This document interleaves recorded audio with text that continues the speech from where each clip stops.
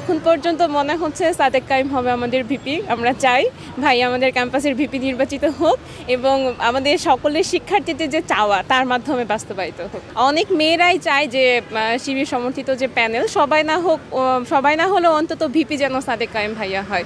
আমি আসলে খুবই আনন্দিত প্লাস আবেগ আপ্লুত যে আমি আসলে ডাকসুর একজন ভোটার হতে পেরেছি। আমার লাইফে এই সুযোগটা এসেছে। আমার খুবই ভালো লাগছে যে আমার ভোটে অন্তত আমার ক্যাম্পাসের একজন প্রতিনিধি নির্বাচিত হবে। না, এর আগে আমার ভোট দেওয়ার সুযোগ হয়নি। না, আমার ভোট দেওয়া হয়নি। আসলে আমার মানে ওই সময় ভোটার কার্ড পাই নাই, আর আমার বয়স ছিল না তখন, আর দেওয়া হয়নি। এখন পর্যন্ত মনে হচ্ছে সাদেক কাইম হবে আমাদের ভিপি। আমরা চাই ভাই আমাদের ক্যাম্পাসের ভিপি নির্বাচিত হোক এবং আমাদের সকলের শিক্ষার্থীদের যে চাওয়া তার মাধ্যমে বাস্তবায়িত হোক।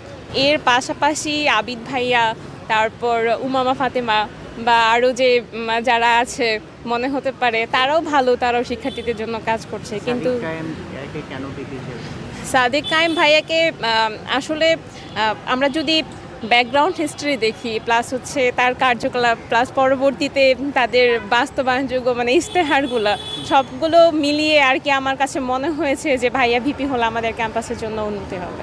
এখন আমার পার্সোনালি মনে হচ্ছে যে ইনশাল্লাহ ভালো কিছু হবে, ভাইয়া রাখবে। আসলে এটা তো পুরোটাই প্রেডিক্টেবল একটা বিষয় যে আমরা কেউই বলতে পারবো না যে আমি যে ইশতেহারটা দিচ্ছি সেটা আমি রাখতে পারবো কিনা। তবে মোটামুটি আমি ধারণা করছি যে পুরোটা না হলে অন্তত 60 to 70% যদি হয় সেটা আমাদের ক্যাম্পাসের জন্য অনেক বড় একটা সহায়ক হবে।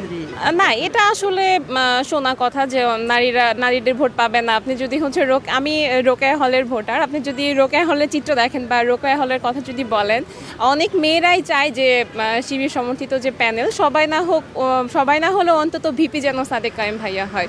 অন্তত অনেক মেয়েদেরই চাওয়া এটা, যে অনেককেই তো দেখলাম তাদের ব্যাকগ্রাউন্ড হিস্ট্রি বা অনেক কিছুই তো দেখলাম, অনেক কিছুই তো